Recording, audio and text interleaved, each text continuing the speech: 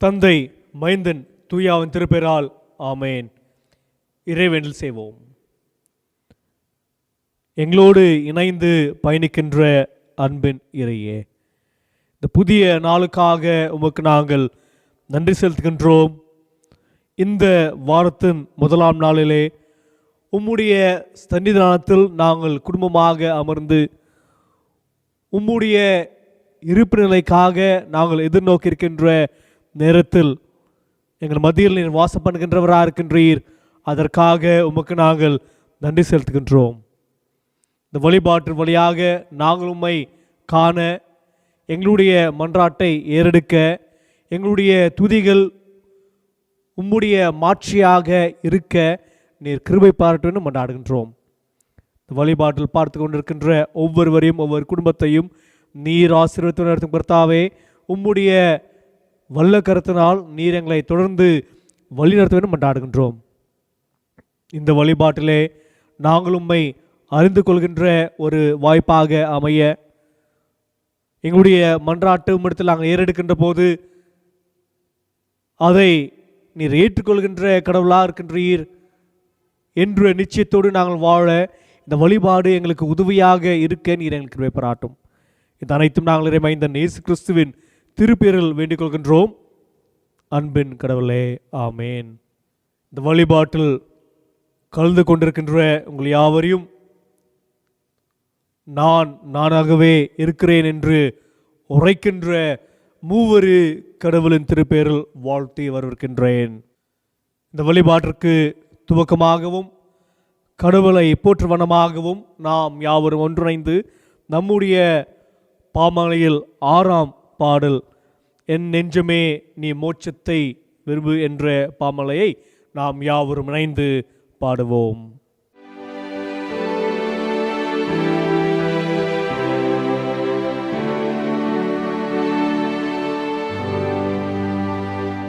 என் நெஞ்சமே நீ மோட்சத்தை விரும்பி தேடி கர்த்தரை வணக்கத்துடனே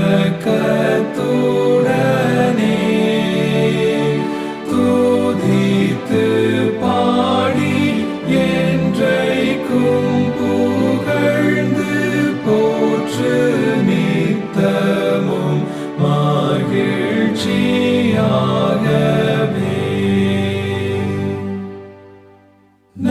நட்சத்திரங்கள் சந்திரன் வெண்காந்தி வீசும் சூரியன் ஆகாச சேனைகள் மின்மேகம் காற்று மாறியே வானங்களின் வானங்களே ஒன்றாக பாடுங்கள்.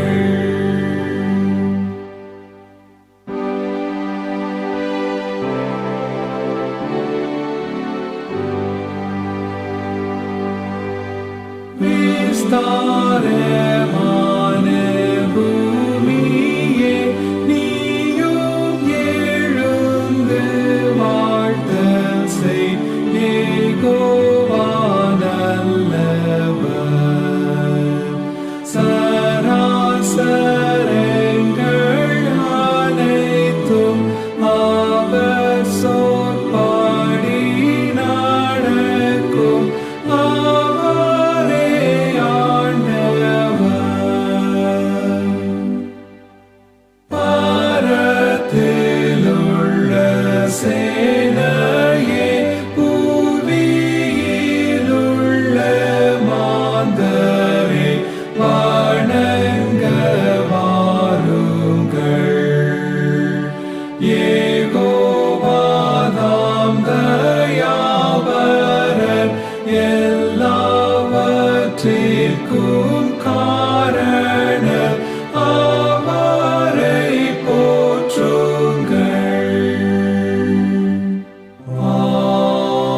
ஆமென். இரண்டாம் ஆராதனை முறையை பின்பற்றுவோம். நாம் கடவுளை தொழுவோம். கடவுள் ஆவியா இருக்கிறார். அவரை தொழுது கொள்கிறவர்கள் ஆவியோடும் உண்மையோடும் அவரை தொழுது கொள்ள வேண்டும். நம்முடைய பிதாவாகிய கடவுளாலும் கர்த்தராகிய இயேசு கிறிஸ்துவினாலும் உங்களுக்கு கிருபையும் சமாதானம் உண்டாவதாக. இது கர்த்தர் உண்டு பண்ணின நாள், இதில் களி கூர்ந்து மகிழ கடவோம். ஆண்டவரே, எங்கள் உதடுகளை திறந்தருளும். பொழுது எங்கள் வாய் உம்முடைய புகழை அறிவிக்கும். பிதாவுக்கும் குமாரனுக்கும் பரிசுத்த ஆவிக்கும் மகிமை உண்டாவதாக. ஆதியிலும் இப்பொழுதும் எப்பொழுதுமான சதா காலங்களிலும் மகிமை உண்டாவதாக. ஆமென். திரியேக கடவுளை போற்றுதல். சேனைகளின் கடவுளாகிய கர்த்தரே, நீர் பரிசுத்தர், பரிசுத்தர், பரிசுத்தர். வானமும் பூமியும் உமது மகிமையால் நிறைந்திருக்கின்றன. உன்னதத்திலே ஓசன்னா. கர்த்தரின் நாமத்தினாலே வந்தவரும் வருகிறவருமானவர் ஸ்தோத்திரிக்கப்பட்டவர். உன்னதத்திலே ஓசன்னா.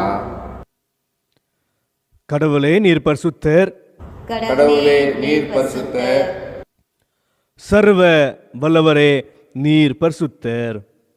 சர்வ வல்லவரே, நீர் பரிசுத்தர். சாவமுடவரே, நீர் பரிசுத்தர். சாவாமை உடையவரே, நீர் பரிசுத்தர். ஆண்டவரே, எங்களுக்காக சிலுவையில் அறையுண்ட எங்கள் மீட்பரே, எங்கள் மேல் கிருபையாயிரும். ஆண்டவரே, எங்களுக்காக சிலுவையில் அறையுண்ட எங்கள் மீட்பரே, எங்கள் மேல் கிருபையாயிரும். பரிசுத்த ஆவியாகிய ஆண்டவரே, எங்கள் மேல் கிருபையாயிரும். பரிசுத்த ஆவியாகிய ஆண்டவரே, எங்கள் மேல் கிருபையாயிரும். ஆண்டவரே, எங்கள் ஜெபங்களையும் ஆறுதலும் ஏற்றுக்கொண்டு எங்கள் மேல் கிருபையாயிரும். ஆண்டவரே, எங்கள் மேல் மனதுருகி எங்கள் மேல் கிருபையாயிரும். பாவ அறிக்கை. நமக்கு பாவம் இல்லை என்போமானால் நம்மை நாமே வஞ்சிகர்களாவோம். நமக்குள் உண்மை இல்லை. நமது பாவங்களை அறிக்கையிட்டால் பாவங்களை நமக்கு மன்னித்து எவ்விதமே நீக்கி நம்மை சுத்தி பெறுவதற்கு அவர் நம்பத்தக்கவரும் நீதிமுள்ளவர். நான் எழுந்து என் தகப்பனதற்கு போய், தகப்பனே, பரத் விரதமாகவும் உமது பார்விலும் பாவம் செய்தேன். இனி உம்முடைய மகனென்று சொல்லப்படுவதற்கு நாம் பாத்திரனல்ல. உம்முடைய கூலிக்காரனாக என்னை வைத்துக்கொள்ளும் என்பேன். கடவுள் ராஜ்யம் சமீபத்திருக்கிறது. மன திரும்பி சுவிசேஷத்தில் நம்பிக்கை வையுங்கள். நமது பலவனுக்காக பரிதபிக்க முடியாத பிரதனாஸ் நமக்கு இராமல் எல்லா விதத்திலும் நம்மை போல் சோதிக்கப்பட்டு பாவம் இல்லாத பிரதனாஸ் நமக்கு இருக்கிறார். நாம் மௌனமாக இருந்து நம்மை நாமே சோதித்து அறிவோமாக. நம்முடைய பாவங்களை அறிக்கை செய்வதற்கு உதவியாக நாம் யாவரும் ஒன்றிணைந்து நம்முடைய கீர்த்தனைகளில் 138ஆம் கீர்த்தனை, எத்தனை திரளின் பாவம் என் தேவனே என்ற கீர்த்தனையை யாவரும் இணைந்து பாடுவோம். எத்தனை தீரை என் பாவம் என் தேவனே, எளியன் மேலிரங்கையனே. எத்தனை தீரை என் பாவம் என் தேவனே, எளியன் மேலிரங்கையனே. நித்தமின் இருதயம் தீயதென் பரனே, நிலைவரம் எத்தனை தீரை என் பாவம் என் தேவனே, எளியன் மேலிரங்கையனே.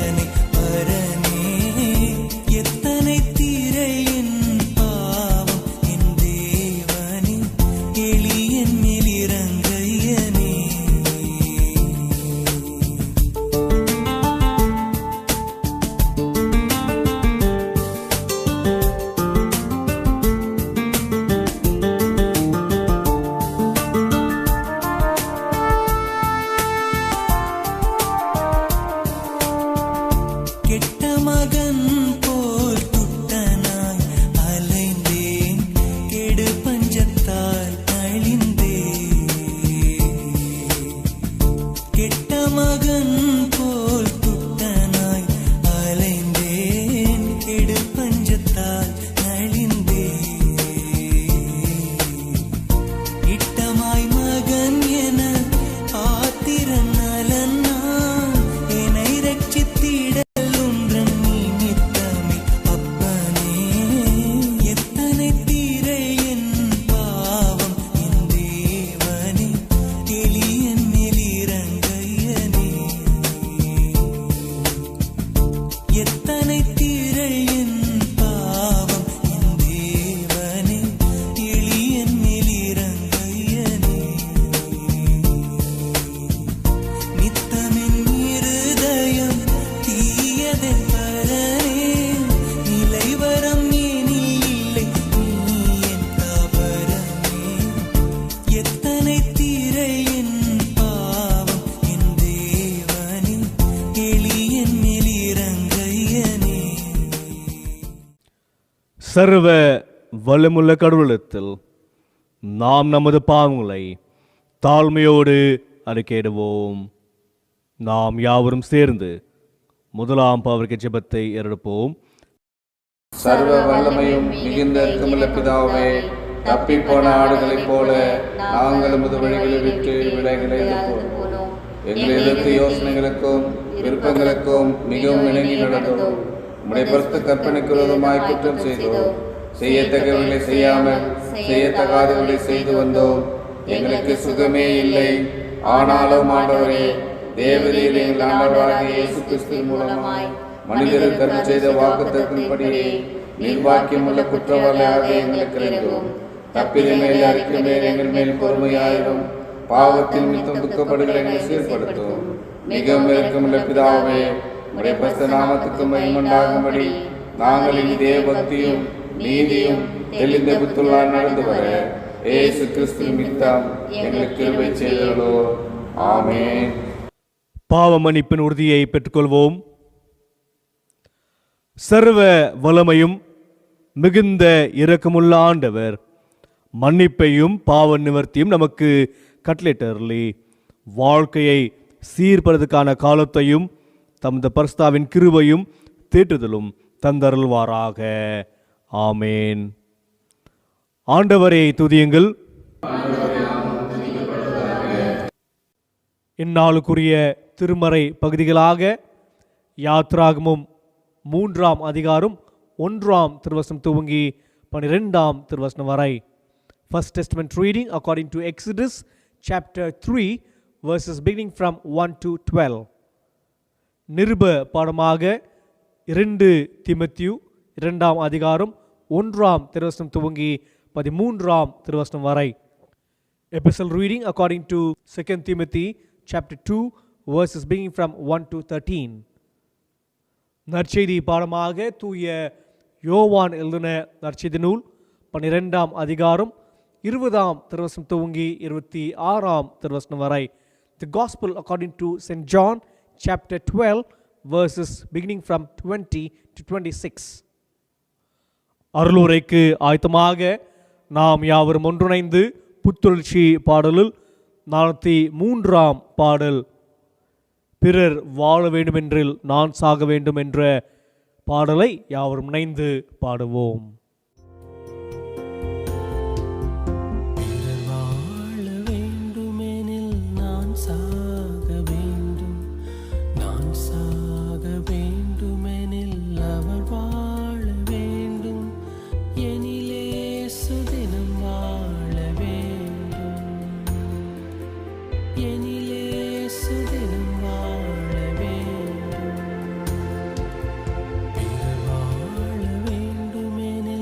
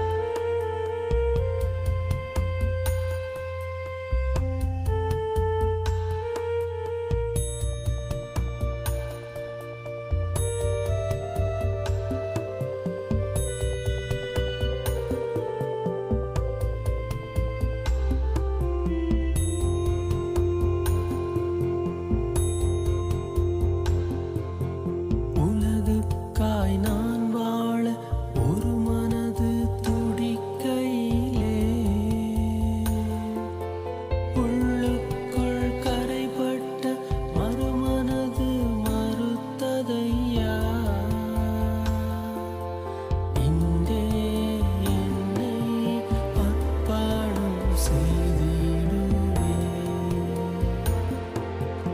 இன்றே என்னை அர்ப்பணம் செய்திடுவே.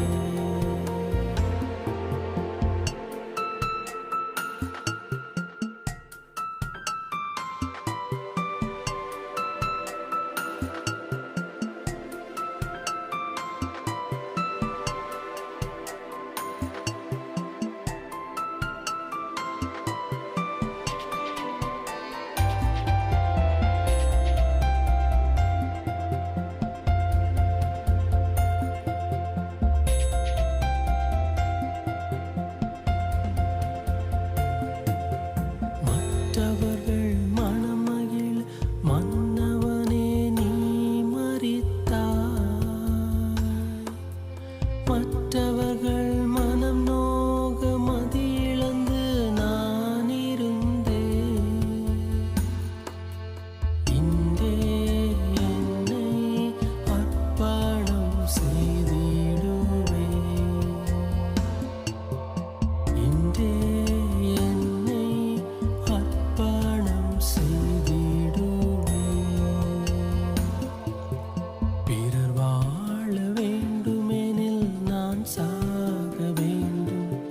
நான் சாக வேண்டுமெனில் அவர் வாழ வேண்டும். எனிலே சுதினம் வாழ வேண்டும். எனிலே சுதினம் வாழ வேண்டும். இறைவேண்டல் செய்வோம். உம்முடைய நம்பிக்கையில் வாழ்வதற்கு எங்களை அழைக்கின்ற அன்பின் கடவுளே, எங்கள் மத்தியில் இருக்கின்றவராகவே இருக்கின்றவரே, இந்த நேரத்தில் உம்முடைய திருவார்த்தைகளை நாங்கள் தியானிக்கின்ற போது நீர் எங்களோடு பேசும், எங்களுடைய மனதின் சிந்தனைகளை கட்டுப்படுத்தும். இது அனைத்தும் நாங்கள் இறைமைந்த இயேசு கிறிஸ்துவின் திருப்பேரில் வேண்டிக் கொள்கின்றோம் அன்பின் கடவுளே, ஆமேன். இந்நாளுக்குரிய செய்தியை கேட்டுக்கொண்டிருக்கின்ற உங்கள் யாவரையும் நம்மை எம்மக்கள் என்று அழைக்கின்ற மூவரு கடவுளின் திருப்பேரில் வாழ்த்தி வரவேற்கின்றேன். பிரியமானவர்களே, இன்றைக்கு நாம் இறையியல் ஞாயிற்றாக அனுசரித்து கொண்டு வருகின்றோம். Theological Sunday. நம்முடைய தென்னிந்திய திருச்சபையின் அட்டவணை பிரகாரமாக நாம் இன்றைக்கு இறையியல் ஞாயிற்றாக ஆசரித்து கொண்டு வருகின்றோம். தாமஸ் அக்வெனஸ் என்ற ஒரு இறையியலாளர் இறையியலை குறித்து இவ்வாறே எழுதுகிறார்: Theology is taught by God, teaches God and leads to God. அதாவது இறையியல் என்றால் என்ன என்று சொல்கின்ற போது, இறையியல் கடவுளால் நமக்கு போதிக்கப்படுகின்ற ஒன்றாக இருக்கிறது, கடவுளை குறித்து போதிக்கின்றதாக இருக்கிறது, கடவுளிடத்தில் நம்மை கொண்டு செல்கின்றதாக இருக்கிறது என்று அவர் சொல்கிறதை பார்க்கின்றோம். என்ற இந்த ஒரு அடிப்படையில் தியாலஜி என்றால் என்ன என்று பார்க்கின்ற போது, தியாலஜி என்ற வார்த்தை 2 கிரேக்க மொழியிலிருந்து வருகிறது, தியோஸ் மற்றும் லோகோஸ் என்று. தியோஸ் என்பதற்கு கடவுள் என்றும், லோகோஸ் என்பதற்கு ஸ்டடி என்றும் பொருளாகும். அதாவது ஸ்டடி ஆஃப் காட் என்று இதை நாம் மொழிபெயர்க்கலாம். என்றால் கடவுளை குறித்து நாம் அறிந்து கொள்வது அதே இறையியல் என்ற பொருளாகும் என்று நாம் பார்க்கின்றோம். அந்த ஒரு அடிப்படையில் இன்றைக்கு நமக்கு கொடுக்கப்பட்டிருக்கின்ற தலைப்பாக theological education knowing and doing faith என்று, இறையியல் கல்வி அறிந்து கொண்டு நம்பிக்கையில் வாழ்வது செய்வது என்ற தலைப்பின் கீழாக நாம் சிந்திக்க போகின்றோம். இந்த ஒரு அடிப்படையில் இறையியல் கல்வி என்றால் என்ன, இறையியல் வழியாக நம் கடவுளை குறித்து என்ன கற்றுக்கொள்கின்றோம் என்று பார்க்கின்ற போது, இறையியல் கல்வி என்றால் நாம் வாழ்கின்ற சூழலில் கடவுள் எங்கே இருக்கிறார், எவ்வாறு செயல்படுகிறார் என்று புரிந்து கொள்வதே இறையியல் கல்வி என்று நாம் பார்க்கின்றோம். Theological education is to understand God in our context we live in. நாம் வாழ்கின்ற சூழலில் கடவுள் எங்கே இருக்கிறார், எவ்வாறு செயல்படுகிறார், யாரோடு தன்னை தானே அடையாளப்படுத்துகிறார் என்று நாம் சிந்திக்கின்ற போது, திருமறை சார்ந்து நாம் ஆராய்கின்ற போது அது இறையல் என்று நாம் பார்க்கின்றோம். இந்த ஒரு அடிப்படையில் நாம் வாழ்கின்ற சமுதாயத்தில் எத்தகைய சூழலில் மக்கள் வாழ்கிறாரோ அவர்கள் அந்த இடத்திலே அவர்களுடைய பார்வையில் கடவுளை பார்க்கிறார்கள். உதாரணத்திற்கு பார்க்க வேண்டும் என்றால், இயற்கையோடு நாம் பார்க்கின்ற போது இயற்கையிலே கடவுள் எங்கே இருக்கிறார், இயற்கையுடைய அழிவிலே கடவுளுடைய செயல் என்ன என்று நாம் சிந்திக்கின்ற போது அங்கே ஈகோ தியாலஜி உருவாகிறதை நாம் பார்க்கின்றோம். சுற்றுச்சூழல் இறையல் என்று அது கருதப்படுகிறது. ஒடுக்கப்பட்ட மக்கள், பாதிக்கப்பட்ட மக்கள் தங்களுடைய வாழ்வாதாரத்திற்கு போராடுகின்ற போது கடவுள் அங்கே எங்கே இருக்கிறார் என்று நாம் கேள்வி எழுப்புகின்ற போது அங்கே விடுதலை இறையல் உருவாக்குறதை நாம் பார்க்கின்றோம். இறையலில் பல விதங்கள் இருக்கிறது. ஆனால் தற்போது நாம் கடவுளை எவ்வாறு புரிந்து கொள்ளும் என்றால், இந்த விடுதலை இறையலோடு நாம் ஒப்பிட்டு நாம் பார்க்கின்றோம் கடவுளுடைய சூழலில் கடவுள் எங்கே இருக்கிறார் என்று. உதாரணத்திற்கு, நாம் இப்பொழுது கொரோனா நிமித்தமாக பாதிக்கப்பட்ட மக்களாக இருக்கின்றோம். உலகமெங்கும் கொரோனா நிமித்தமாக முடங்கி இருக்கிறதை நாம் பார்க்கின்றோம்.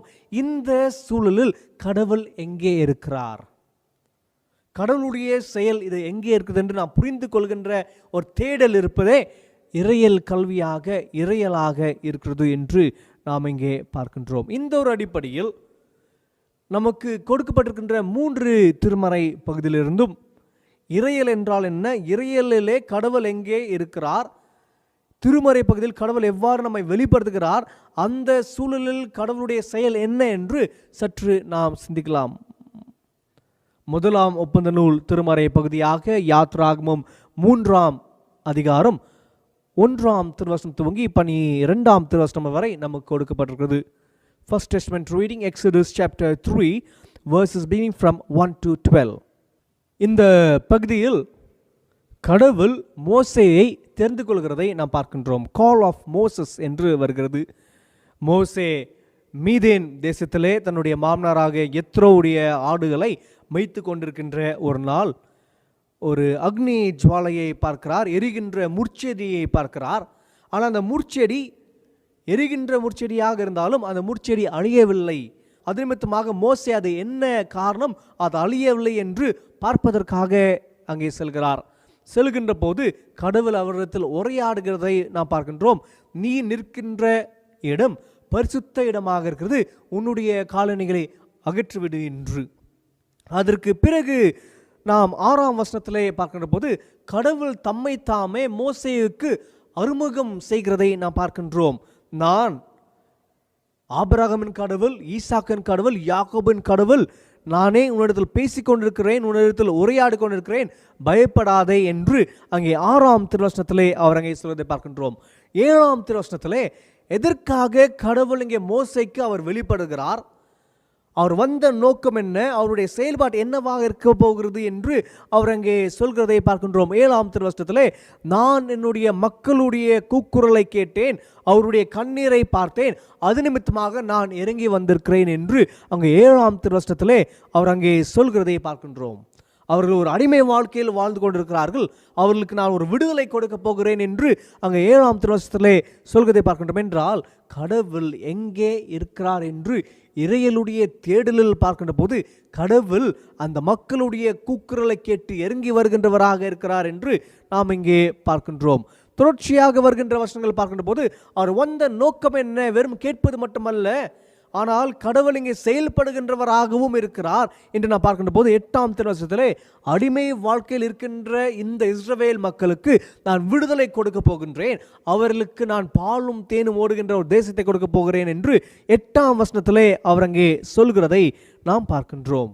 இந்த அடிமை வாழ்க்கையிலிருந்து அவர்களுக்கு ஒரு விடுதலை கிடைக்கும் என்று அவர் அங்கே சொல்கிறார். மறுபடியும் 11ஆம் திருவசனத்திலே நாம் பார்க்கின்ற போது யார் என்னை அனுப்பினார் என்று பார்வோன் கேட்கின்ற போது என்ன சொல்ல வேண்டும் என்று அங்கே 10ஆம் வசனத்தில் கேட்கின்ற போது அங்கே கடவுள் மோசேயிடத்தில் சொல்கிறார், நானாகவே இருக்கின்றவர் உன்னை அனுப்பினேன், who I am என்று கேள்வி கேட்கின்ற போது ஐ ஆம் ஊ ஐ ஆம் என்று அவர் அங்கே பதில் சொல்கிறதை நாம் பார்க்கின்றோம். 12ஆம் திருவசனத்திலே நான் உன்னோட இருக்கிறேன் என்று அவர் அங்கே சொல்கிறார்.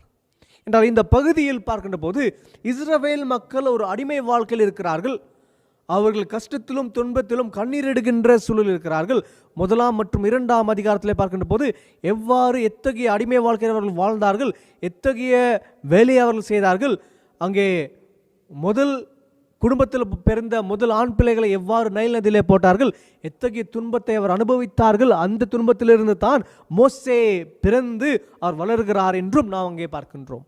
இந்த இடத்துல நாம் இங்கே பார்க்கின்ற போது கடவுள் எங்கே என்ற கூக்குரலுக்கு, கடவுள் அமைதியாக இருக்கிறாரா, கடவுளுடைய செயல் என்ற கூக்குரலுக்கு, இஸ்ரவேல் மக்களுடைய அழுகுரலுக்கு அங்கே கடவுள் சொல்கின்ற ஒரு வார்த்தை நான் நானாகவே இருக்கிறேன் என்று. இது இறையலாக்கம் செய்ய வேண்டும் அல்லது இறையல் ரீதியாக புரிந்து கொள்ள வேண்டும் என்றால் இந்த முட்செடியை நாம் ஒரு காட்சியாக எடுக்கின்ற போது அது முட்செடி இருக்கிறது, முட்செடி இஸ்ரவேல் மக்களாக இருக்கிறார்கள். எரிகின்ற சூழலானது அவர்கள் அனுபவிக்கின்ற கஷ்டங்கள் வேதனைகளாக இருக்கிறது. ஆனால் எரிகின்ற சூழலும் அந்த முட்செடி அழியவில்லை என்றால் கடவுள் எங்கே என்று சொல்கின்ற போது, கடவுள் அந்த முட்செடியிலிருந்து பேசுகிறான்னு சொல்கின்ற போது அங்கே கடவுள் அந்த துன்பத்தின் மத்தியிலே, இஸ்ரவேல் மக்களுடைய கண்ணீரின் மத்தியிலே அவர் அங்கே இருந்து நான் நானாகவே இருக்கிறேன், நான் இந்த மக்களுடைய கூக்குரலை கேட்டேன், நான் இவர்களோடு இருக்கிற நிமித்தமாகத்தான் இவர்கள் அழிந்து போகவில்லை, நான் என்னையே இவர்களோடு அடையாளப்படுத்துகின்றேன் என்று ஒரு அடையாளமாக இந்த எரிகின்ற முட்செடி வருகிறதை நாம் பார்க்கின்றோம். The burning bush identifies God himself with us. இது தான் இறையல் நமக்கு சொல்கின்ற ஒரு காரியமாக இருக்குது. கடவுள் நாம் எங்கே என்று தேடுகின்ற போது, நாம் கஷ்டத்திலும் துன்பத்திலும் கண்ணீரோடும் இருக்கின்ற போது, கடவுள் இல்லையே, கடவுள் என்னை கைவிட்டாரா என்ற கேள்வி நாம் எழுப்புகின்ற போது கடவுள் சொல்கின்ற பதில் நான் இருக்கிறவராகவே இருக்கிறேன், நான் உங்களுடைய துன்பத்தின் மத்தியிலே, உங்களுடைய கஷ்டத்தின் மத்தியிலே, உங்களுடைய அழுகலின் மத்தியிலே நான் உங்களோடு இருக்கிறேன் என்று அவர் சொல்கின்ற வார்த்தையாக பதிலாக இருக்கிறது. இந்த கொரோனா சூழலில் கடவுள் எங்கே இத்தகைய மரணங்கள் இருக்கிறது என்று நாம் சிந்திக்கின்ற போது கடவுள் அதிலும் நம் அதில் இருக்கின்றவராக இருக்கிறார் என்று நாம் பார்க்கின்றோம். என்றால் இறையல் என்று சொல்கின்ற போது கடவுள் எங்கே இருக்கிறார் என்ற ஒரு புரிதல் நமக்கு தருகின்றதாக இருக்குது. கடவுளுடைய செயல் எத்தகைய சூழல் எவ்வாறு இருக்கிறது என்று தருகின்ற ஒரு செய்தியாகவும் அது அமைகிறது. என்றால் முதலாவது நாம் பார்ப்பது theological education is knowing God, that God is in the midst of our suffering. நம்மதில் நம்முடைய வாழ்க்கையோடு கடவுள் இணைந்து செயல்படுகின்றவராக இருக்கிறார் என்று முதலாவதாக இறையல் வழியாக நாம் கற்றுக்கிறதை நாம் முதலாவதாக நாம் பார்க்கின்றோம்.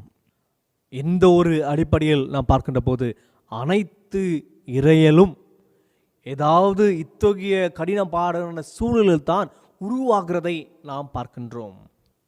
ஜாதி நிமித்தமாக பாதிக்கப்பட்ட தலித் மக்களுடைய விடுதலைக்காக தலித் இறையல் உருவாகிறதை நாம் பார்க்கின்றோம். அதே போல வெஸ்டர்ன் கண்ட்ரீஸ்லே பார்க்கின்ற போது அங்கே நிறத்தின் நிமித்தமாக வேறுபாடுகள் இருக்கிறதை நாம் பார்க்கின்றோம். அங்கே நிறத்தின் நிமித்தமாக பாதிக்கப்பட்ட ஒடுக்கப்பட்ட கருப்பின மக்களுக்கு விடுதலை இறையலாக, விடுதலையுடைய செயலாக கருப்பின இறையல் பிளாக் தியாலஜி உருவாக்குறதை நாம் பார்க்கின்றோம். என்றால் எத்தகைய சூழலில் மக்கள் துன்பப்படுகிறாரோ கடவுளுடைய வெளிப்பாடு அங்கே இருக்கிறது என்று அங்கே இறையல் உருவாக்குறதை நாம் பார்க்கின்றோம். அதுதான் கடவுளுடைய வெளிப்பாட்டாக இருக்குது, கடவுளுடைய செயலாக இருக்குது. இது தான் இறையலில் தேடலாகவும் இருக்குது என்று நாம் இங்கே பார்க்கின்றோம். இரண்டாவதாக நமக்கு கொடுக்கப்படுகின்ற நிருப பாடமாக 2 தீமோத்தேயு 2ஆம் அதிகாரம் 1ஆம் திருவசனம் துவங்கி 13ஆம் திருவசனம் வரை நமக்கு நிருப பாடமாக கொடுக்கப்பட்டிருக்கிறது. தீமோத்தேயு பவுலினால் பவுல் வழியாக கிறிஸ்துவை ஏற்றுக்கொண்டவராக அவர் இருக்கிறதை பார்க்கின்றோம். Timothy was a youth who was converted by Paul என்று நாம் பார்க்கின்றோம். இது அப்போஸ்தலர் 16ஆம் அதிகாரம் 1ஆம் திருவசனத்திலிருந்து 3ஆம் திருவசனம் வரை பார்க்கின்ற போது தீமோத்தேயுடைய அறிமுகம் அங்கே வருகிறதை பார்க்கின்றோம். 2ஆம் மற்றும் 3ஆம் திருப்பணியுடைய பயணத்தில் பவுலோடு இணைந்து திருப்பணியை செய்தவர் தீமோத்தேயுவாக இருக்கிறார்.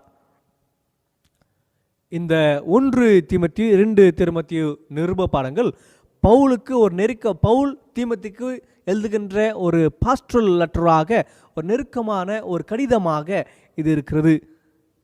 இது பவுலுடைய வாழ்க்கையுடைய திருப்பணியுடைய ஒரு முதிர்ந்த வயதிலே எழுதப்பட்ட நூலாக இது இருக்கிறது என்று நாம் இங்கே பார்க்கின்றோம். It's a personal letter written by Paul to Timothy என்று நாம் பார்க்கின்றோம். இந்த 2 தீமோத்தேயுவிலே 2ஆம் அதிகாரத்தில் பவுல் அடியார் தீமோத்தேயுவுக்கு நம்பிக்கையில் எவ்வாறு வாழ வேண்டும், தீமோத்தேயு எவ்வாறு ஒழுக்கத்தோடு வாழ வேண்டும் என்ற அறிகுறியோடு இந்த பகுதியை எழுதுகிறதை நாம் பார்க்கின்றோம். பவுல் அடியார் எழுதுகின்ற போது, கிறிஸ்துவில் நீ நிலைத்திருந்து கடவுளுடைய இயேசு கிறிஸ்துடைய கிருபை பெற்று நீ தைரியமாக இருக்க வேண்டும் என்று 1ஆம் வசனத்திலே அவர் கூறுகிறதை பார்க்கின்றோம். அதே போல 2ஆம் திருவசனத்திலே நாம் பார்க்கின்ற போது அங்கே பல மக்கள் கிறிஸ்துவுடைய சாட்சிகளாக இருக்கிறார், கிறிஸ்துவை குறித்து அறிவித்து கொண்டிருக்கிறார், அவருக்கு அந்த அறிவிக்கின்ற தகுதியை கடவுள் கொடுத்திருக்கிறார் என்று அங்கே 2ஆம் திருவசனத்திலே அங்கே சொல்கிறதை பார்க்கின்றோம். என்றால் இது இறையலுக்கு நாம் ஒப்பிட்டு பார்க்கணும் என்றால் இறையல் ஒரு கல்வி என்று சொல்கிற போது அதில் கற்பித்தலும் இருக்கிறது என்று நாம் பார்க்கின்றோம். அதைத்தான் பவுல் அடியாரும் இங்கே செய்கிறார். தீமோத்தேயுவுக்கு போதனைகளை அவர் சொல்லுகிறதை பார்க்கின்றோம். கடவுளை குறித்து அவர் விவரித்து எழுதுகிறதையும் நாம் இங்கே பார்க்கின்றோம்.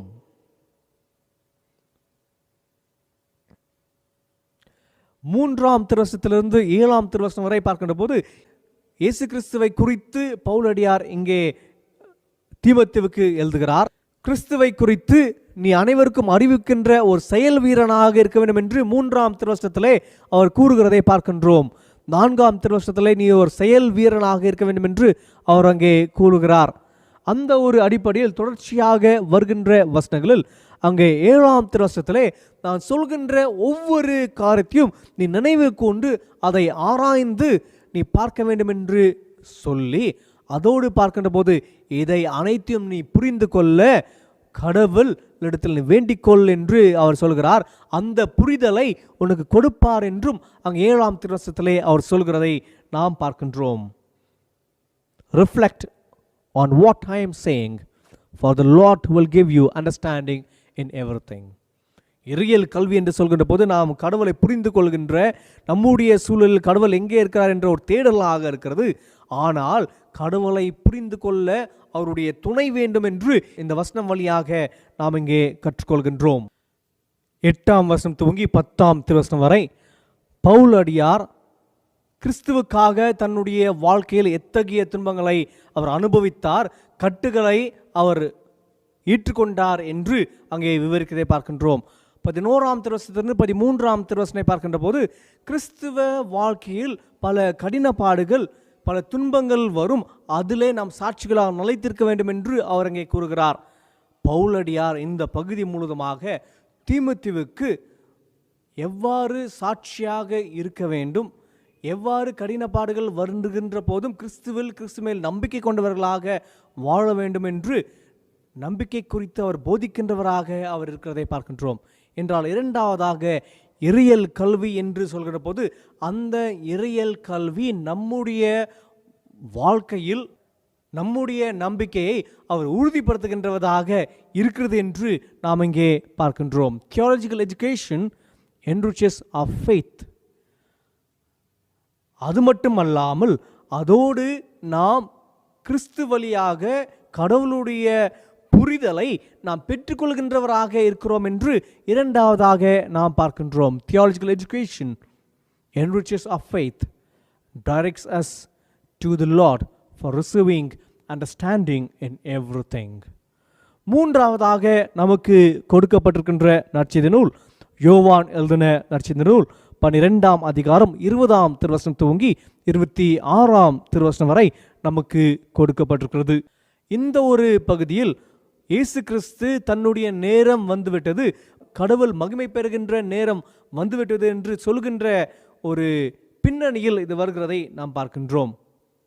20ஆம் திருவசனத்திலே பண்டிகைக்கு வந்த பஸ்கா பண்டிகைக்கு வந்திருந்த சில கிரேக்கர்கள் இயேசு கிறிஸ்துவை சந்திக்க வேண்டும் என்று அந்திரேயுவிடத்தில் அவர் பிலிப்பிடத்தில் அவர் சொல்கிறதை பார்க்கின்றோம். பிலிப்பு அந்திரேவுக்கு சொல்கிறார். பிலிப்பும் அந்திரேயும் இருவரும் சென்று இயேசுவிடத்தில் சொல்கிறதை நாம் பார்க்கின்றோம். அந்த ஒரு பின்னணியில் தான் 24ஆம் திருவசனத்திலே இயேசு கிறிஸ்து கோதுமை மணியை குறித்து அங்கே சொல்கிறதை நாம் பார்க்கின்றோம். ஒரு கோதுமை மணி நிலத்தில் விழுந்து அது மரித்து அதிலிருந்து தான் அது வாழ்வை தருகின்ற ஒன்றாக இருக்கிறது என்று அங்கே அவர் கூறுகின்ற விதமாக இந்த வசனத்தை அவர் அங்கே சொல்கிறார். Amen, amen, I say to you, unless a grain of wheat falls to the ground and dies, it remains just a grain of wheat. But if it dies, it produces much fruit. எப்பொழுது இந்த கோதுமை மணி மரித்து போகிறதோ அப்பொழுது தான் அது கனி தருகின்ற ஒன்றாக பலன் தருகின்ற ஒன்றாக மாறுகிறது என்று அவர் அங்கே சொல்கிறார். இதை நாம் எவ்வாறு புரிந்து கொள்ள வேண்டும் என்றால், இயேசு கிறிஸ்துவோடு சீடர்கள் 3.5 years ஆக அவருடைய திருப்பணியில் வாழ்ந்து கொண்டே வருகிறதை பார்க்கின்றோம். பல காரியங்களை இயேசு கிறிஸ்து அதை கற்றுத்தருகிறதை நாம் பார்க்கின்றோம். சீடர்களும் அதை கற்றுக்கொள்கிறார்கள். இந்த இடத்துல அந்த மனிதர்கள் பார்க்கின்ற போது அவர் இயேசு கிறிஸ்துடைய சிந்தனை என்றால், என்னுடைய போதனை மற்றவர்களுக்கும் யூதர் அல்லாத மக்களுக்கும் அது சென்றிருக்குது என்று அவர் புரிந்து கொள்ள சொல்கிறார். இந்த செயலானது கனி தருகின்ற செயலாக மாற வேண்டும் என்று. அப்பொழுது என்ன ஒரு புரிதல் என்று பார்க்கின்ற போது, வெறும் கேட்கிறது மட்டுமல்லாமல் அந்த கடவுளுடைய திருவார்த்தையை செயல் ரீதியாக செயல்படுத்துகின்ற போது தான், அப்பொழுது தான் கடவுளுடைய இறையாட்சி மாட்சிமை பெறுகின்ற ஒன்றாக இருக்குது, இந்த பூமியிலே அது கட்டப்படுகின்ற ஒன்றாக இருக்குது என்ற புரிதலில் தான், அந்த ஒரு பின்னணியில் தான் இதை இயேசு கிறிஸ்து இங்கே சொல்கிறதை பார்க்கின்றோம். அதே தான் அந்த ஒரு பின்னணியில் தான் 26ஆம் வசனத்திலே அவர் சொல்கிறார், யார் என்னை பின்பற்றி வருகிறார்களோ அவர் முதலாவது சேவகர்களாக இருக்க வேண்டும் என்று அவர் அங்கே விவரிக்கிறதை நாம் பார்க்கின்றோம். என்றால் இந்த பகுதியில் நீங்கள் என்னிடத்தில் என்னோடு என்னுடைய திருப்பணியில் பயணித்து கொண்டு வருகிறீர்கள், பல காரியங்களை நீங்கள் கற்றுக்கொண்டு இருக்கிறீர்கள். ஆனால் இந்த கற்றுக்கொண்ட விஷயங்கள் நீங்கள் செயல் ரீதியாக நீங்கள் செயல்படுத்துகின்ற போது தான் நீங்கள் கனி தருகின்றவர்களாக இருக்கிறீர்கள். அந்த கோதுமை மணி மறிக்கின்ற நேரத்தில் தான் அது கனி தருகின்ற ஒன்றாக இருக்குது என்றால், நீங்கள் சாட்சிகளாக இருக்கின்ற போது, அது செயல் வீரராக செயல் ரீதியாக நீங்கள் செய்கின்ற போது தான் அது கனி தருகின்ற ஒன்றாக இருக்குது என்று இங்கே அவர் சொல்கிறதை பார்க்கின்றோம். என்றால் இறையியல் கல்வி என்று சொல்கின்ற போது கடவுளுடைய புரிதலாக இருக்கிறது. கடவுளை குறித்து நம்முடைய சூழலில் கடவுள் எங்கே இருக்கிறார், எவ்வாறு செயல்படுகிறார் என்று நாம் புரிந்து கொள்கின்றோம். இறையியல் கல்வி வழியாக நம்முடைய நம்பிக்கையை நாம் வளர்த்து கொள்கின்றோம். அதோடு பார்க்கின்ற போது இறையியல் கல்வி என்பது வெறும் கற்றுக்கொள்வது மட்டுமல்ல, மாறாக அது செயலாக மாற வேண்டும் என்று நாம் பார்க்கின்றோம். Theology is not only related to studies or learning or teaching, but it has to be praxis oriented. செயல் ரீதியாக செயல்படுகின்ற போது தான் அந்த இறையியல் கனி தருகின்ற ஒன்றாக இருக்கிறது. கோதுமை மணி மறித்து கனி தருகின்றது போல இந்த இறையியல் செயல் ரீதியாக செயல்படுகின்ற போது தான் அது கனி தருகின்ற பலன் தருகின்ற ஒன்றாக மாறுகிறது என்று இந்த பகுதி வழியாக நாம் பார்க்கின்றோம். கடந்த வாரத்தில் ஜெஸ்யூட் பிரீஸ்டாக திருப்பணி செய்த ஃபாதர் ஸ்டான் சுவாமி என்பவர் 84 வயதாக இருந்தவர். இவருடைய வாழ்க்கை முழுவதுமாக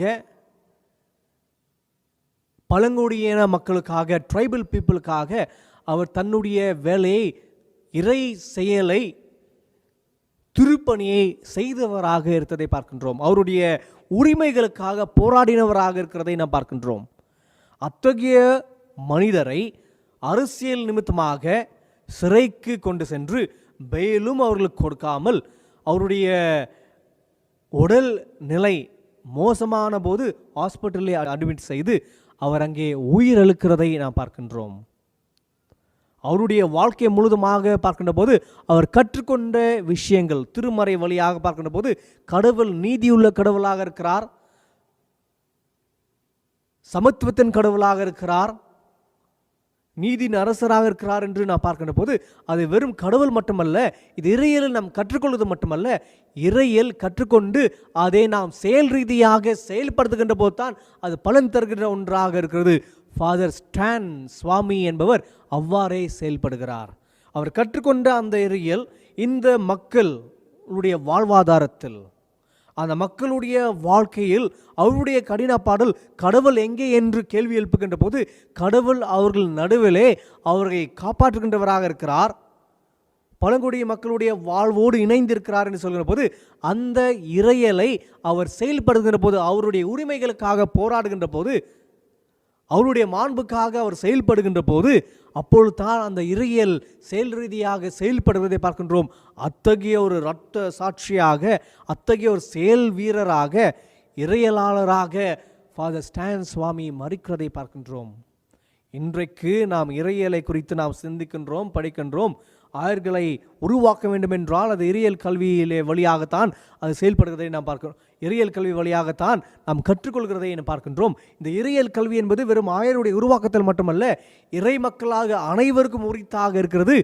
ஒவ்வொரு நாளும் நம்முடைய வாழ்க்கையில் கடவுள் எங்கே என்ற கேள்விக்கு பதிலாக நாம் செயல்படுகின்ற நபர்களாக, கடவுளை வெளிக்காட்டுகின்ற மக்களாக நாம் செயல்படுகின்ற போது இந்த இறையலாக்கம் என்பது நம்முடைய வாழ்க்கையில், மற்றவர் பிறருடைய வாழ்க்கையில் அது செயல் ரீதியாக செயல்படுகிறது என்று நான் பார்க்கின்ற போது இறையல் அங்கே பிராக்சிஸ் ஓரியன்டாக, செயல் ரீதியாக உயிர் பெறுகிறது என்று நாம் பார்க்கின்றோம். வெறும் நாம் கற்றுக் கொடுப்பது மட்டுமல்ல, கற்றுக்கொள்வது மட்டுமல்ல, அது செயல் ரீதியாக செயல்பட வேண்டும் என்று மூன்றாவதாக நாம் இங்கே பார்க்கின்றோம். இறையியல் கல்வியை குறித்து நாம் சிந்தித்து கொண்டிருக்கின்ற நேரத்தில் இந்த இறையியல் கல்வி வழியாக நாம் கடவுள் யார், கடவுள் எங்கே இருக்கிறார் என்று நாம் அறிந்து கொள்கின்றோம். அதோடு பார்க்கின்ற போது இறையியல் கல்வி வழியாக நம்முடைய நம்பிக்கையை அது வளர்க்கின்ற ஒன்றாக இருக்குது என்று நாம் பார்க்கின்றோம்.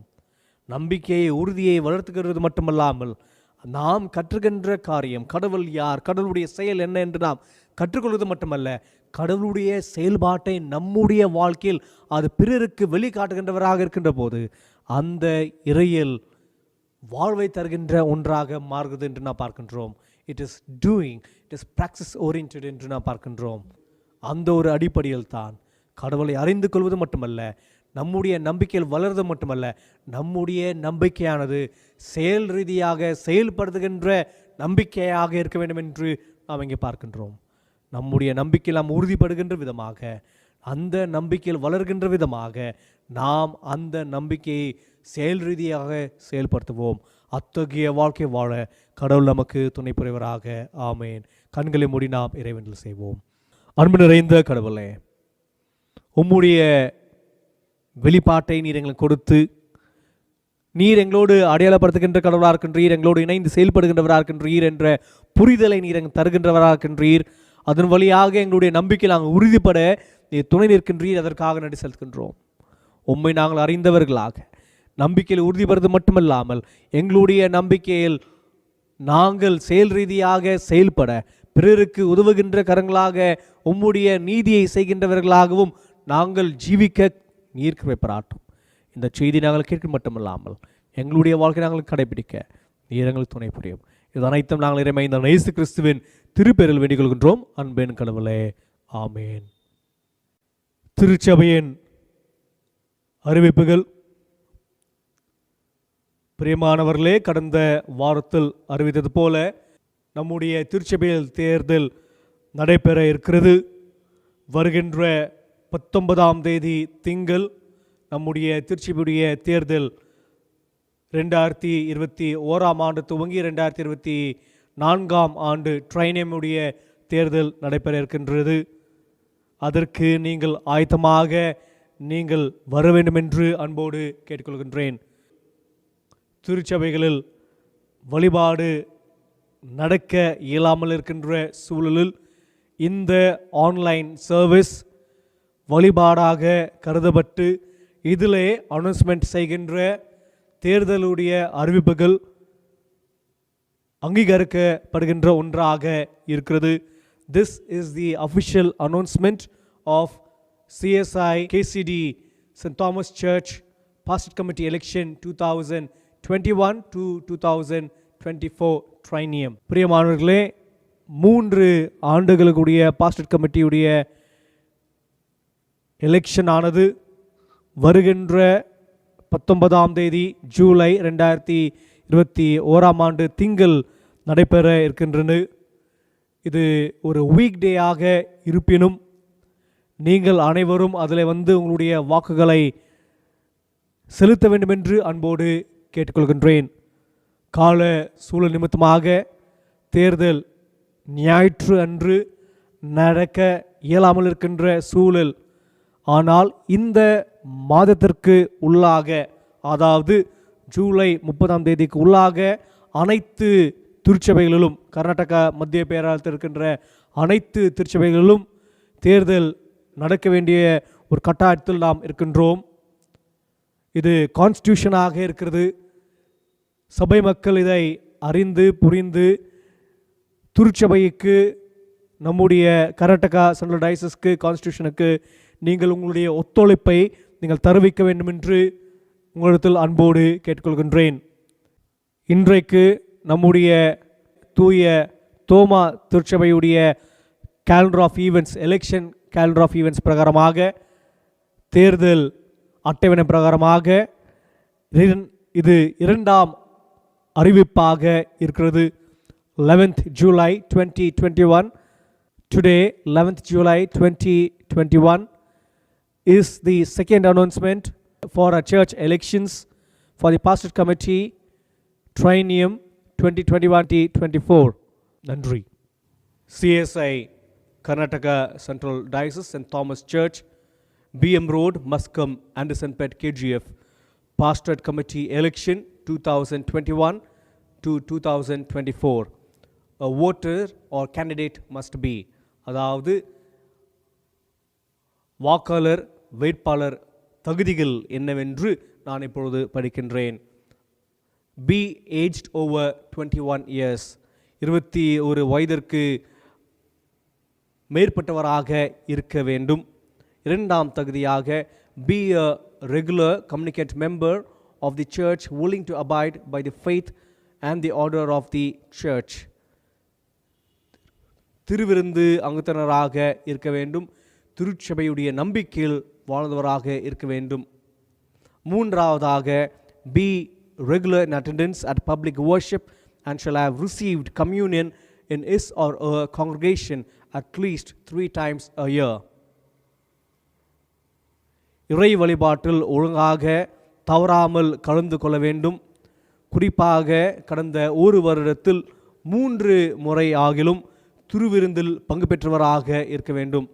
4ஆவது தகுதியாக be a member of the congregation of the concerned church for an unbroken period of 12 months prior to the election and shall be obtained a valid transfer certificate from her previous CSI pastorate and shall give a declaration that he or she is not member of any other church. அதாவது நம்முடைய திருச்சபையில் கடந்த ஒரு வருட காலமாக தொடர்ந்து திருச்சபை அங்கத்தினராக இருக்க வேண்டும். மற்ற திருச்சபையில் அங்கத்தினராக இருக்கக்கூடாது. மற்ற திருச்சபையிலிருந்து வந்திருந்தால் அவர்கள் சரியான டிரான்ஸ்ஃபர் சர்டிஃபிகேட் கொண்டு வர வேண்டும். 4ஆம் தகுதியாக not be under discipline by the order of bishop and shall not have openly abandoned the Christian faith during the previous 2 years. இந்த 2 வருடங்களாக பிஷப்புடைய டிஸ்பிளினரி ஆக்ஷனில் இருக்கக்கூடாது. அதே போல நம்முடைய கிறிஸ்துவ நம்பிக்கை விட்டு செல்ல இருக்கக்கூடாது என்று 5ஆம் தகுதியாக இருக்கிறது. 6ஆம் தகுதியாக not to be a voting member of any other pastorate in the diocese. The essential point to keep in mind regarding the election of the member is that the administration of the affairs and the pastorate should be entrusted to those most fitted for the spiritual task and who is the opinion of the pastorate to have been called for such purpose. 6ஆம் தகுதியாக இந்த பாஸ்டேட் கமிட்டியுடைய தேர்தலில் நிற்கவர்கள் சரியான தகுதியுள்ளவராக திருச்சபையுடைய மேம்பாட்டிற்காக செயல்பட வேண்டும். அதோடு இது திருப்பணி என்று உணர்வோடு கடவுளுடைய அழைப்பு உள்ளவர்களாக, இது ஆன்மீக வளர்ச்சிக்கும் திருச்சபையுடைய வளர்ச்சிக்கும் ஏதுவாக இருக்கின்ற நபர்கள் மேல் இந்த பொறுப்பு கொடுக்கப்பட வேண்டும் என்று 6ஆம் தகுதியாக இருக்கிறது. இது ஓட்டர் கேண்டிடேட்டுடைய தகுதிகளாக இருக்கிறது, வாக்காளர் வேட்பாளருடைய தகுதிகளாக இருக்கிறது. நம்முடைய திருச்சபையுடைய கேலண்டர் ஆஃப் ஈவெண்ட்ஸை நான் வாசிக்கின்றேன். தேர்தல் கால அட்டவணை. CSI Karnataka central diocese, saint Thomas church, BM road, மஸ்கம், Andersonpet 13. Pastorate Committee election for the triennium 2021-2024. Calendar of events. தூய தாமஸ் திருச்சபையுடைய பாஸ்டரேட் கமிட்டி எலெக்ஷன் 2021ஆம் ஆண்டு 2024ஆம் ஆண்டுடைய தேர்தல் கால அட்டவணை. Display of provisional voters list 2nd May 2021 to 2nd June 2021. வாக்காளர் பட்டியல் வெளியீடு நாள் 2 மே 2021ஆம் ஆண்டு துவங்கி 2 ஜூன் 2021 ஆண்டு வரை. Last date for the submission of letter for correction 1st June 2021. Provisional voters list உடைய additions, submission அல்லது correction 1st June 2021 ஆக இருந்தது. அதே போல display of final voters list 20th June 2021 11 AM. First announcement 4th July 2021. அதாவது இன்றைக்கு நம்முடைய திருச்சபையுடைய calendar of events பிரகாரமாக இது ஃபர்ஸ்ட் அனௌன்ஸ்மெண்ட் ஆக இருக்கிறது. First announcement 4th July 2021. Second announcement 11th July 2021. ரெண்டாம் அறிவிப்பு 11th July 2021. Third announcement 18th July 2021. மூன்றாம் அறிவிப்பு 18ஆம் தேதி ஜூலை 2021ஆம் ஆண்டு. Issue of nomination forms 11th and 12th July 2021 5 PM to 6:30 PM. வேட்பு மனம் தாள் கொடுக்கும் நாள் 11ஆம் தேதி 12ஆம் தேதி ஜூலை 2021ஆம் ஆண்டு 5 மணி துவங்கி 6:30 மணி வரை. Filing of nominations 12th July 2021 5 PM to 6:30 PM. வேட்பு மனம் தாக்குதல் செய்ய கடைசி நாள் 12th July 2021 5 மணி துவங்கி 6:30 மணி வரை. Scrutiny of nominations 12th July 2021 6:30 PM. Publication of eligible candidates 13th July 2021 11 AM. தகுதியுள்ள வேட்பாளர் பட்டியல் அறிவித்தல் 13ஆம் தேதி ஜூலை 2021ஆம் ஆண்டு காலை 11 மணிக்கு. Date and time for withdrawal 13th July 2021 5 PM to 6:30 PM. வேட்புமனம் திரும்ப பெற கடைசி நாள் 13ஆம் தேதி ஜூலை 2021ஆம் ஆண்டு 5 மணி துவங்கி 6:30 மணி வரை. Publication of final list of candidates 14th July 2021 11 AM. வேட்பாளர் இறுதி பட்டியல் அறிவித்தல் 14ஆம் தேதி ஜூலை 2021ஆம் ஆண்டு 11 மணிக்கு. எலெக்ஷன் டேட் தேர்தல் தேதி 19th July 2021 காலை 9 மணி துவங்கும். Balloting hours 9 AM to 1 PM. 9 மணி துவங்கி 1 மணி வரை ஓட்டுகளை நீங்கள் செலுத்தலாம். எலெக்ஷனுடைய இடமானது தூய தாமஸ் திருச்சபை, BM ரோட், மஸ்கம், ஆண்டர்சன்பேட், KGF 563113. திருமண அறிக்கை. நமது திருச்சபை சார்ந்தவரும் number 1218 5th Cross, Gautam Nagar, Robertson, KGFல வசிக்கும் mister Ravinder Prakash, missus Catherine, இவர்களுடைய மகன் ஏமந்த் என்பவருக்கும் நம்பர் 426 லூர்து நகர், ஆண்டர்சன்பேட்டில் வசிக்கும் missus Violet, late mister Jacob, இவருடைய குமார்த்தி நம்முடைய திருச்சபையை சார்ந்தவர் மிஸ்ஸஸ் ஷைலா என்பவருக்கும் பெரியொரு நாள் திருமணம் நிச்சயிக்கப்பட்டிருக்கிறது. இவர்கள் இருவரும் இணையக்கூடாத நியாயமான தடை ஏதாவது இருந்தால் அது திருச்சபை ஆயருக்கு எழுத்து வழியாக தெரிவிக்க வேண்டும் என்று உங்களிடத்தில் அன்போடு கேட்கப்படுகிறீர்கள். பிரியமானவர்களே, பிஷப் அவருடைய ஸ்பெஷல் பேன்ஸ் பெர்மிஷன் வழியாக இவர்களுக்கு இது 2ஆம் மற்றும் நிறைவு திருமண அறிக்கையாக இருக்கிறது. நன்றி. இவர்களுக்காக நாம் இறைவேண்டல் செய்வோம். அன்பு நிறைந்த கடவுளே, குடும்பத்தை ஸ்தாபிக்கின்றவரே, மனிதர்களை உம்முடைய சாயலில் படைத்து உம்முடைய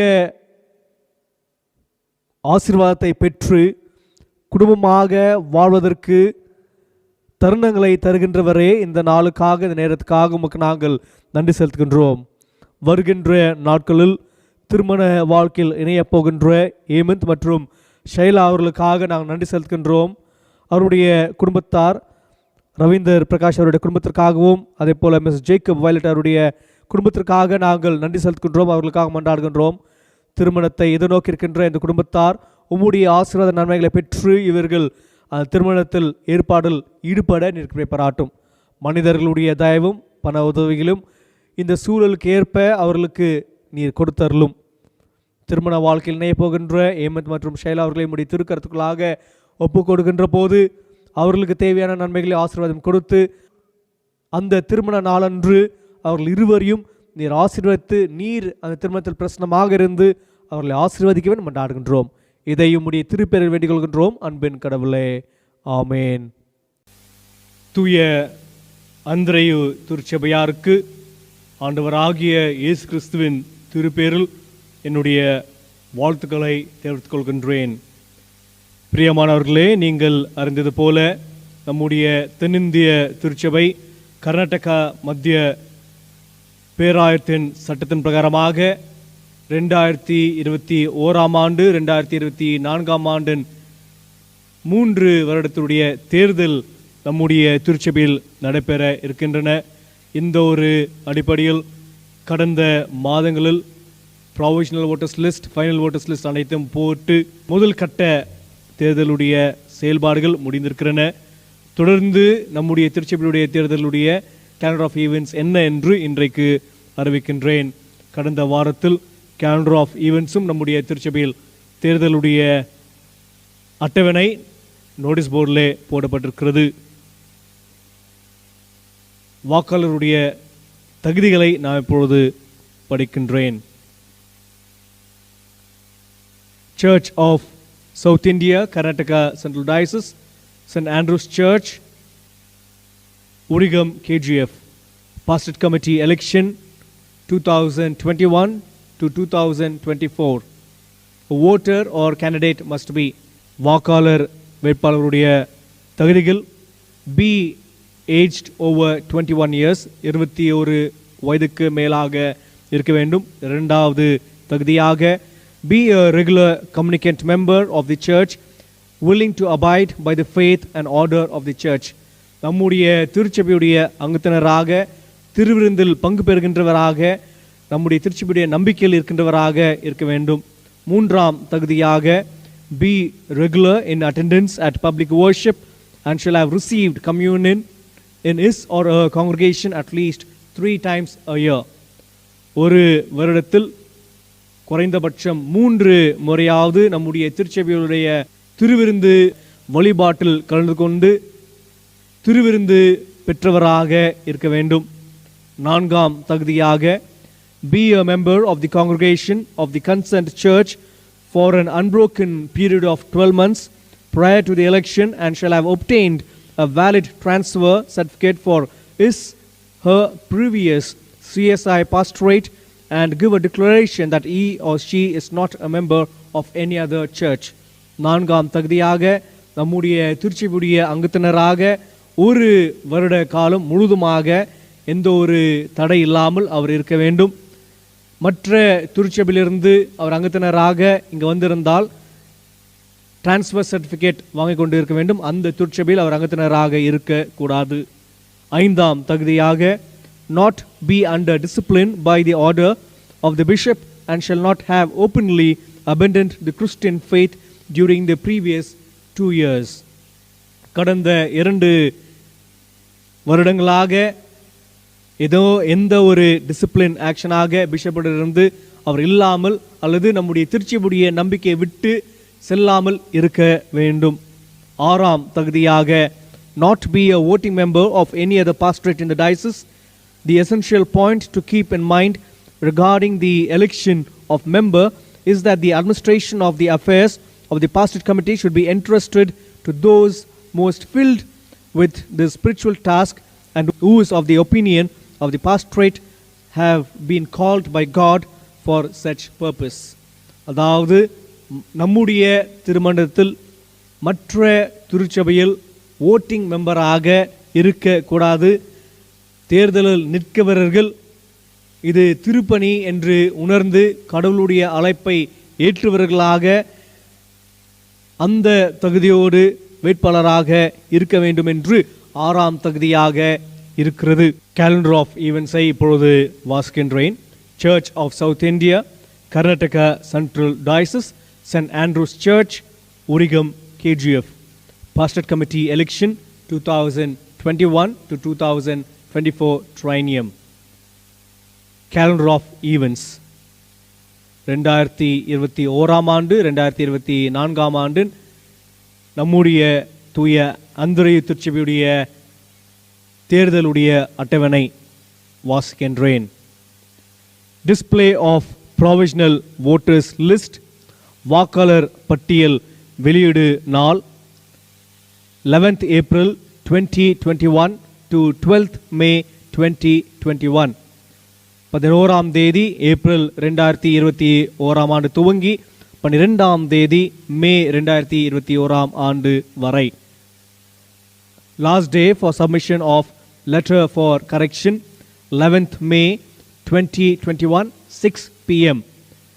வாக்காளர் பட்டியலுடைய கரெக்ஷன்ஸ் லாஸ்ட் டேட்டாக 11ஆம் தேதி மே 2021 ஆண்டு 6 மணிக்கு முன்பதாக நீங்கள் கொடுத்திருக்க வேண்டும்.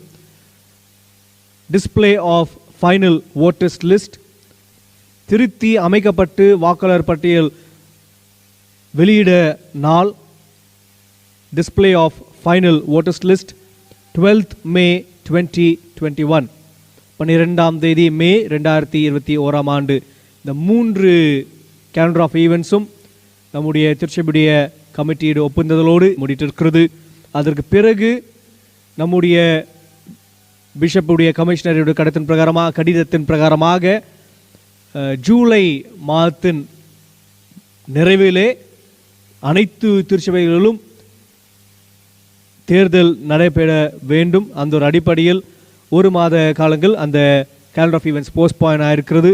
அந்த அடிப்படையில் புதிதாக இருக்கின்ற calendar of events first announcement, முதலாம் அறிவிப்பு 11ஆம் தேதி ஜூலை 2021 ஆண்டு, அதாவது இன்றைக்கு நம்முடைய திருச்சபையுடைய தேர்தலுடைய முதல் அறிவிப்பாக இருக்கிறது. செகண்ட் அனௌன்ஸ்மெண்ட் 18th July 2021, இரண்டாம் அறிவிப்பு 18ஆம் தேதி ஜூலை 2021 ஆண்டு. தேர்ட் அனௌன்ஸ்மெண்ட் 25th July 2021, மூன்றாம் அறிவிப்பு 25ஆம் தேதி ஜூலை 2021 ஆண்டு.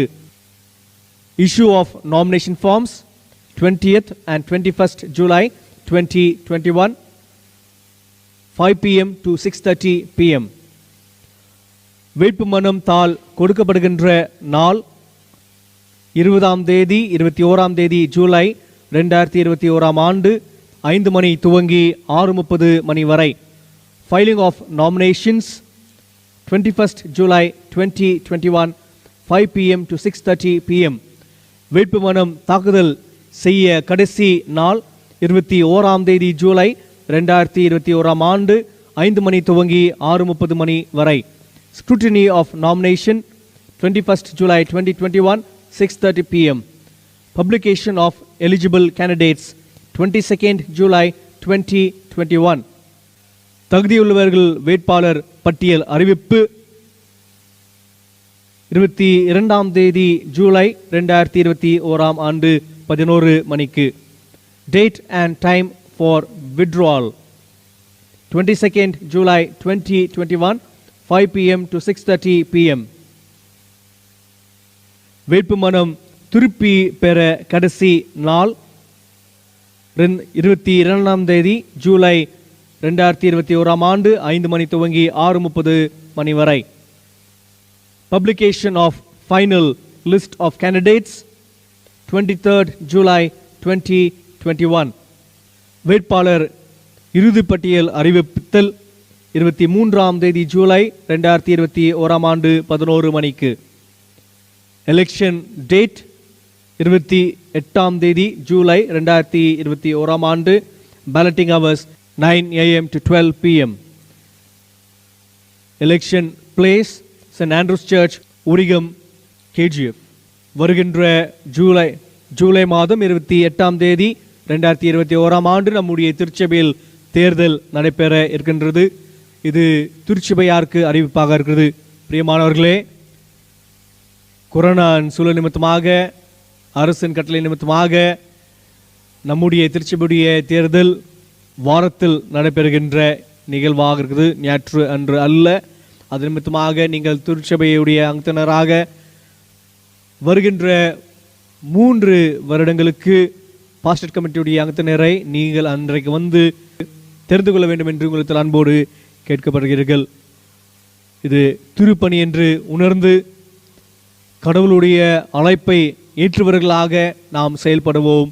இதற்காக நீங்கள் குடும்பமாக திருச்சபையுடைய ஊழியங்களாக நீங்கள் கடவுள் மன்றாடி இதில் பங்கு பெறுவோம் என்று அன்போடு கேட்கப்படுகிறீர்கள். நன்றி. இறைவேண்டல் செய்வோம். அன்பு நிறைந்த கடவுளே, உம்முடைய திருமறை புரிந்து கொள்ள நீர் எங்களுக்கு தருகின்ற ஞானத்திற்காக, அறிவுக்காக உமக்கு நாங்கள் நன்றி செலுத்துகின்றோம். இறையியல் கல்வி வழியாக நாங்கள் உம்மை அறிந்து கொள்ள, புரிந்து கொள்ள, உம்முடைய செயல்பாட்டில் நாங்கள் ஈடுபட நீர் எங்களுக்கு அழைப்பையும் வாய்ப்பையும் தருகின்றவராக இருக்கின்றீர். புரிந்து கொள்கின்ற மனப்பான்மையும் நீர் தருகின்றவராக இருக்கின்றீர். அதற்காக உமக்கு நாங்கள் நன்றி செலுத்துகின்றோம். தென்னிந்திய திருச்சபை அட்டவணை பிரகாரமாக இன்றைக்கு நாங்கள் இறையியல் ஞாயிற்றாக அனுசரிக்கின்ற போது உலகமெங்கும் குறிப்பாக எங்களுடைய நாட்டில் இருக்கின்ற அனைத்து இறையியல் கல்லூரிகளுக்காக நாங்கள் நன்றி செலுத்துகின்றோம். அதில் பணிபுரிகின்ற நபர்களுக்காக, ஆசிரியர்களுக்காக நாங்கள் மன்றாடுகின்றோம். ஒவ்வொருவரையும் நீர் ஆசித்து நடத்தும். குறிப்பாக இறையியல் கல்வியை மேற்கொண்டிருக்கின்ற மாணவர்களுக்காக மன்றாடுகின்றோம். எங்களுடைய திருமண்டலத்தில் இந்த இறையியல் கல்வியை மேற்கொண்டிருக்கின்ற அனைத்து மாணவர்களுக்காக நான் நன்றி செலுத்துகின்றோம். அவர்களுக்காக மன்றாடுகின்றோம். அவருடைய ஆயத்தங்களில், அவருடைய படிப்பிலே நீர் அவர்களோடு இணைந்து நீர் உம்மை வெளிப்படுத்த வேண்டும் மன்றாடுகின்றோம். நீர் மக்களோடு இணைந்து செயல்படுகின்ற கடவுளாக இருக்கின்றீர். எங்களோடு அடையாளப்படுத்துகின்றவராக இருக்கின்றீர். அதற்காக உமக்கு நாங்கள் நன்றி செலுத்துகின்றோம். எங்களுடைய கஷ்டத்திலும், எங்களுடைய துன்பத்திலும், எங்களுடைய கண்ணீரிலும், எங்களுடைய கவலையிலும் நான் இருக்கிறவராகவே இருக்கிறேன் என்று உம்முடைய வாக்குறுதியை எங்களுடைய வாழ்க்கை நிறைவேற்றுகின்றவராக இருக்கின்றீர். அதற்காக உமக்கு நாங்கள் நன்றி செலுத்துகின்றோம். இந்த நேரத்திலும் கர்த்தாவே, எங்களுடைய திருச்சபை யாருக்காக நாம் மன்றாடுகின்றோம். ஒவ்வொரு குடும்பத்தையும் நீர் ஆசீர்வதித்து வழிநடத்தும். உம்முடைய நன்மைகளால் அவர்களை முடிசூட்ட வேண்டும் நாங்கள் மன்றாடுகின்றோம். குறிப்பாக பலவீனமாக இருக்கின்றவர்களுக்காக நாங்கள் மன்றாடுகின்றோம். அவருடைய பலவீனத்தை நீர் அகற்ற வேண்டும் என்று மன்றாடுகின்றோம். நேற்றைய முன்னாளிலே உம்முடைய சன்னிதானத்தில் இளைப்பாறுதல் பெறுகின்ற ஜேம்ஸ் பால் அவர்களுக்காக நாங்கள் மன்றாடுகின்றோம். அவருடைய வாழ்க்கைக்காக நாங்கள் நன்றி செலுத்துகின்றோம். அவருடைய குடும்பத்திற்கு உம்முடைய சமாதானத்தையும் உம்முடைய ஆறுதலையும் நீர் தர வேண்டும் என்று மன்றாடுகின்றோம். எங்களுடைய திருச்சபையுடைய தேர்தல்களுக்காக நாங்கள் மன்றாடுகின்றோம். எங்களுடைய டைசிஸ் முழுவதுமாக அனைத்து திருச்சபைகளிலும் தேர்தல் நடைபெறுகின்ற நேரங்களிலே கர்த்தாவே, நீர் உம்முடைய சமாதானத்தையும் ஐக்கியத்தையும் தந்து அனைத்து திருச்சபைகளும் சுமூகமாக முடிக்க நீர் கிருபை பாராட்டும். அனைத்து திருச்சபைகளும் தேர்தல் சுமூகமாக முடிக்க நீர் கிருபை பாராட்டும். குறிப்பாக நீர் யாரை தெரிந்து கொள்கிறீர்களோ, உம்முடைய திருப்பணி என்ற உணர்வோடு யார் வருகிறார்களோ அவர்களை நீர் தெரிந்து கொள்ள வேண்டும் என்று ஆடுகின்றோம். எங்களுடைய நாட்டிற்காக, நாடு தலைவர்களுக்காக, இராணுவ வீரர்களுக்காக மன்றாடுகின்றோம். எங்களுடைய திருச்சபையுடைய ஊழியர்களுக்காக நாங்கள் வேண்டுதல் செய்கின்றோம். வாலிபர்களுக்காக, சண்டே ஸ்கூல் பிள்ளைகளுக்காக, பெண்கள் ஐக்கிய சங்கத்திற்காக, கொயருக்காக நாங்கள் மன்றாடுகின்றோம். ஒவ்வொரு ஊழியத்தையும் நீர் பொறுப்பேற்று வழிநடத்தும். எங்களுக்காக வேண்டிக் கொள்ளுங்கள் கேட்டவர்களுக்காக நாங்கள் மன்றாடுகின்றோம். கொரோனா நிமித்தமாக பாதிக்கப்பட்ட மக்களுக்காக நாம் மன்றாடுகின்றோம். அவர்களை நீர் தொட்டு நீர் குணமாக்கும். உயிரிழந்த மக்களுக்கு அவருடைய குடும்பத்தாருக்கு நீர் உம்முடைய சமாதானத்தை நீர் கொடுத்தருளும். டாக்டர்ஸ்களுக்காக, நர்ஸ்களுக்காக, லேப் டெக்னீஷியன்ஸ் அவர்களுக்காக, ஹாஸ்பிட்டல் ஆம்புலன்ஸ் டிரைவர்ஸ்க்காக நாங்கள் மன்றாடுகின்றோம்.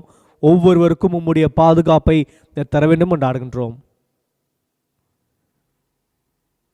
அனைத்தையும் உம்முடைய சித்தத்திற்கு நாங்கள் ஒப்புகின்றோம். நீர் எங்களை பொறுப்பட்டு வழி நடத்தும். எங்களுடைய டைசஸ்க்காக, பிஷப் அவர்களுக்காக, அனைத்து ஆஃபீஸ் பேரர்ஸ்க்காக, அனைத்து ஆயர்களுக்காக நாங்கள் மன்றாடுகின்றோம். ஒவ்வொருவரையும் நீர் வழி நடத்தும். இது அனைத்தும் நாங்கள் இறைமைந்த இயேசு கிறிஸ்துவின் திருப்பெயரால் வேண்டிக் கொள்கின்றோம். அன்பின் கடவுளே, ஆமேன். இந்த வழிபாட்டிற்கு நிறைவாக நாம் யாவரும் ஒன்றிணைந்து நம்முடைய பாமாலையில் 302ஆம் பாமலை எந்தன் ஜீவன் இயேசுவே என்ற பாமலையை நாம் யாவரும் இணைந்து பாடுவோம்.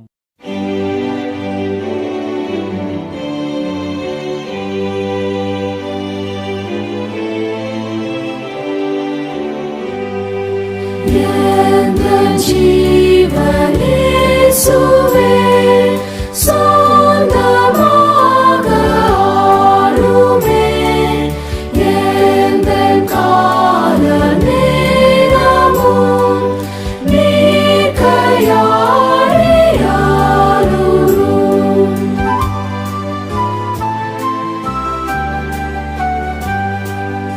எந்தன் கைப்பேரன்பினால் ஏவப்படும் எந்தன் கால் சேவை செய்ய வீராயும் அழகாக விளங்கும்.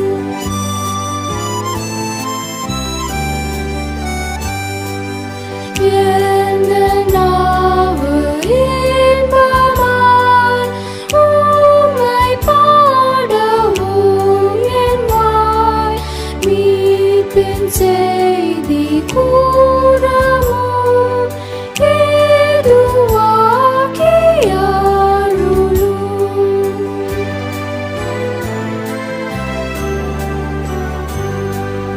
எந்தன் ஆஸ்தி தேவரீர் முற்றும் அங்கீகரிப்பீர். புத்தி கல்வியாவையும் சித்தம் போல் பிரயோகியும்.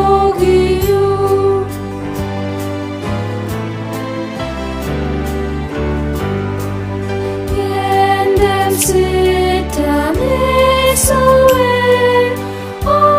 ஒப்புவித்து விட்டேனே, எந்தன் நெஞ்சில் தாங்குவீர், அதை நித்தம் ஆளுவீர்.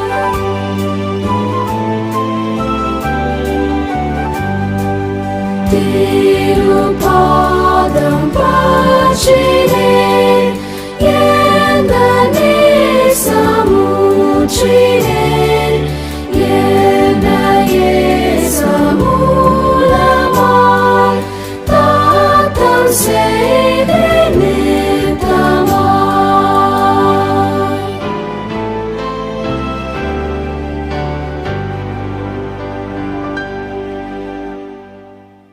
என் ஆத்மாவே கர்த்தரை ஸ்தோத்திரி, என் முழுவதுமே அவருடைய பரிசுத்த நாமத்தை ஸ்தோத்திரி. என் ஆத்மாவே கர்த்தரை ஸ்தோத்திரி, அவர் செய்த சகல உபகாரங்களும் மறவாதே. ஆமேன்.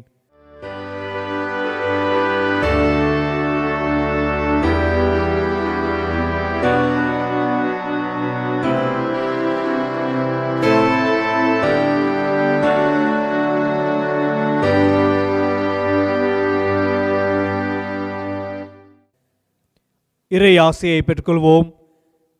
எம்மக்கள் என்று நம்மை அழைக்கின்ற நம்முடைய ஆண்டவராகிய இயேசு கிறிஸ்துவின் கிருபை, கடவுளின் அன்பு, தூயாவின் கூற்றுவு, ஐக்கியம், சமாதானம், வழிநடத்தல் நம் அனைவரோடும் இப்பொழுதும் எப்பொழுதும் சதாகாலம் நிலைத்து இருப்பதாக. ஆமேன். கடவுள் உங்களோடு இருப்பாராக. இறை அமைதியோடு நாம் வாழ கடவோம். ஆமேன். அனுக்கிரகமா